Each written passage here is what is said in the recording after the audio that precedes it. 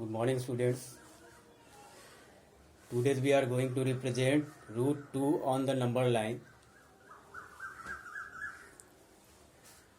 as written on the board. Representation of root 2 on the number line.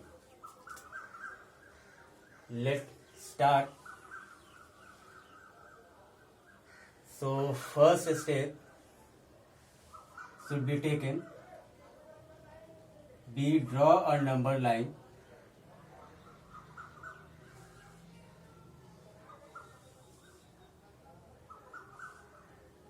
like this. We mark 0 here,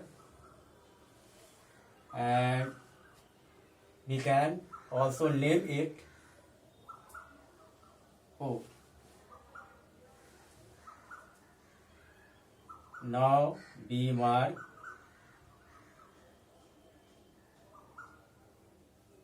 1, 2, 3 up to infinity in the right side, and -1, -2 up to minus infinity in the left side. So here it is our number line. Now the second step is we have to draw a perpendicular line segment. We have to draw a perpendicular line segment at this point where 1 is marked like this. And at the same time, we should careful about that the length of this perpendicular line segment should be same as this separation, either this separation, either this separation. Means length of this perpendicular line segment should be 1 unit as these are. Understand? So after drawing perpendicular line segment on this point, we can name the point as A, and we can name this point also as B. Now the third step is we have to join the points O and B, by dotted line like this.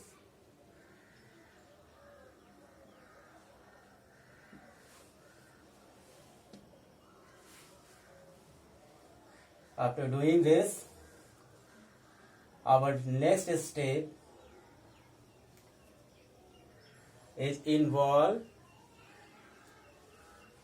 involve compass. So we adjust compass with the pencil.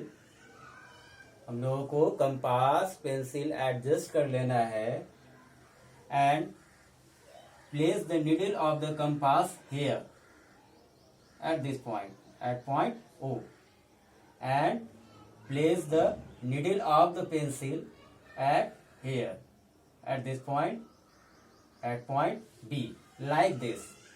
You can see like this. Here the needle of the compass, and at B needle of the pencil, and take a curve, and take a curve like this. You can see me.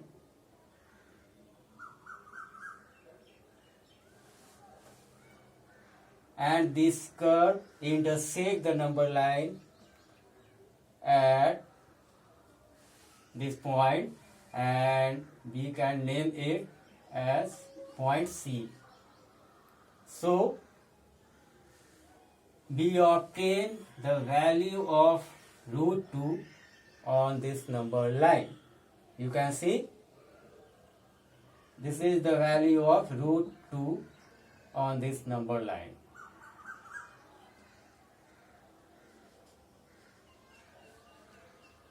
This is the root 2. And now we will have to prove. Now we will have to prove this is the root 2. So for that we can apply simple geometry. As you know, Pythagoras theorem, in a right triangle, a square of largest side means hypotenuse equal to the sum of squares of other two sides. So we can write in triangle AOB, OB equals to root under OA square plus OB square, and we know OA equals to 1 unit and AB equals to 1 unit also. So we can write in place of OA square 1 square, in place of OB square 1 square also. So OB equals to root 2 unit.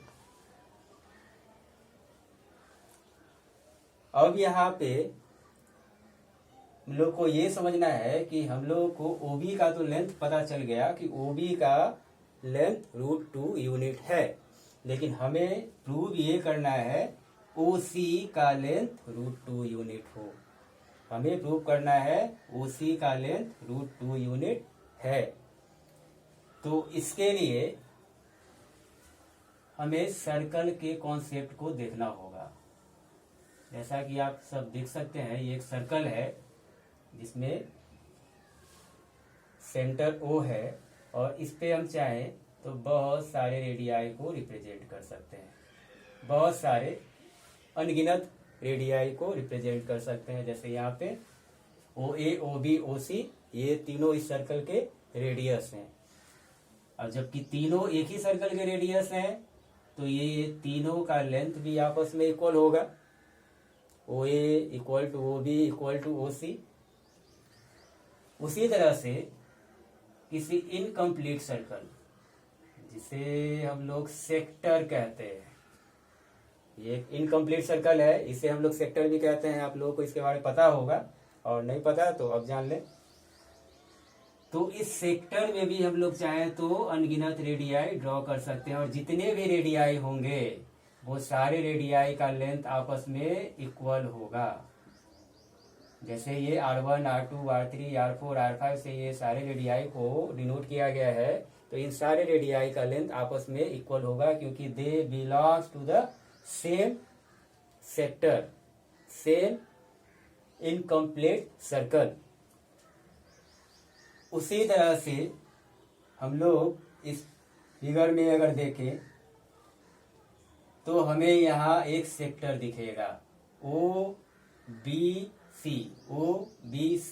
OBC एक sector है और OC इस sector के radii हैं.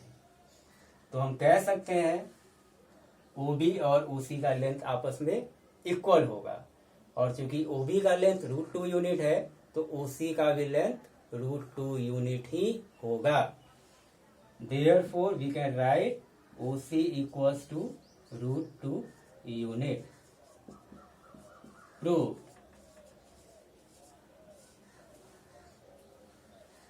So here it is geometrical proof of representation of root under 2 on the number line.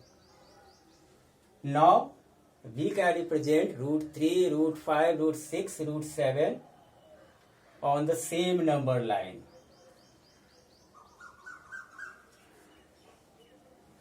इसके लिए हम लोगों को सबसे पहले सिमिलर वे से एक नंबर लाइन ड्रॉ करना है और रूट 2 को ही रिप्रेजेंट करना है फर्स्ट ऑफ ऑल. इसके लिए हमें सबसे पहले रूट 2 को ही रिप्रेजेंट करना है. जैसे मैं यहाँ रूट 2 को रिप्रेजेंट कर रहा हूँ, ये हमारा 0 है, ये 1 है, ये 2 है, तो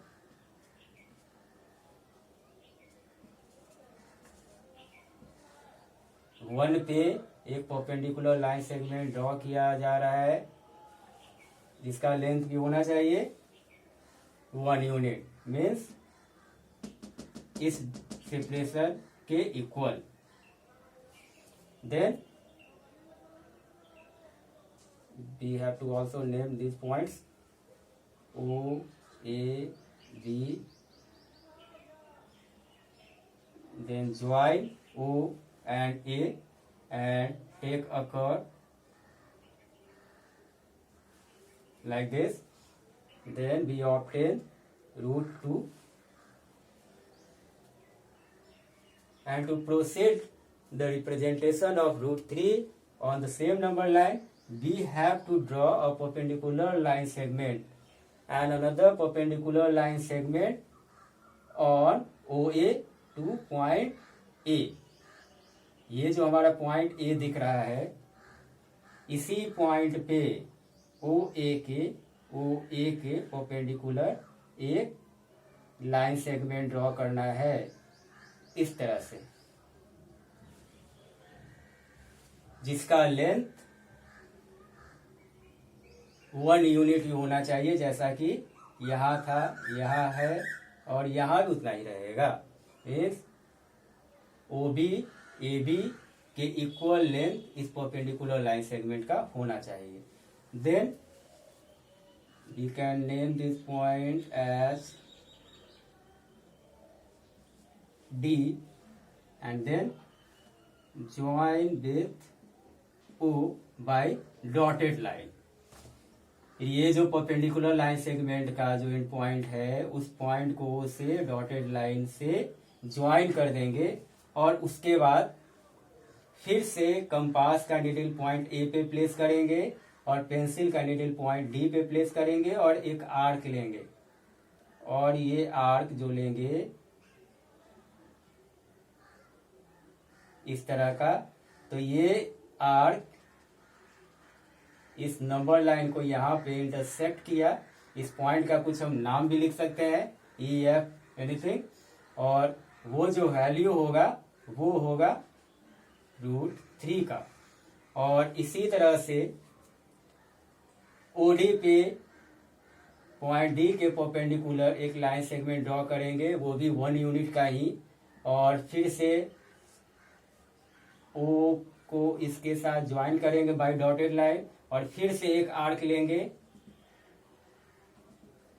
तो वो नंबर लाइन को फिर से इंटरसेक्ट करेगा और वो जो वैल्यू होगा वो रूट 4 का, मीन्स एग्जैक्टली उसका वैल्यू 2 हो जाएगा। फिर इस पॉइंट का कुछ नाम भी लिख सकते हैं, ई एफ जी कुछ भी। फिर ओ ई पे फिर से परपेंडिकुलर ड्रॉ करेंगे पॉइंट ई के ऊपर 1 यूनिट लेंथ का ही, और फिर इस पॉइंट को अगेन ओ से ज्वाइन कर देंगे और उसके बाद फिर से एक आर्क लेंगे, तो ये जो हमारा वैल्यू होगा वो होगा रूट 5 का। और इसी तरह से बार बार परपेंडिकुलर ड्रॉ करते जाएंगे, आर्क लेते जाएंगे, तो फिर रूट 6, रूट 7, रूट 8, रूट 9, इस तरह से हम ये सारे रेशनल्स को नंबर लाइन पे रिप्रेजेंट कर पाएंगे। और ये जो मेथड ऑफ रिप्रेजेंटेशन है रूट 2, रूट 3, रूट 4, रूट 5, ये सारे को एक सेम नंबर लाइन पे, तो इस मेथड को हम लोग कहेंगे स्क्वायर रूट स्पाइरल। वो इसलिए क्योंकि ये जब रिप्रेजेंटेशन हम लोग करते हैं एक ही नंबर लाइन पे इन सारों का, तो ये एक स्पाइरल जैसा दिखता है, जैसा ये दिख भी रहा है एक स्पाइरल जैसा। जितना और इसको एक्सटेंड करते जाएंगे, जितने आगे तक रिप्रेजेंट करते जाएंगे, ये पूरा राउंड होता चला जाएगा। इस वजह से इस डायग्राम को हम लोग कहेंगे स्क्वायर रूट स्पाइरल। और भी कुछ मेथड्स हैं, root 2, root 3, root 4, root 5, root 6, root 7 को नंबर लाइन पे रिप्रेजेंट करने के लिए, वो भी हम लोग सीखेंगे नेक्स्ट क्लास में। सो आज के लिए इतना ही।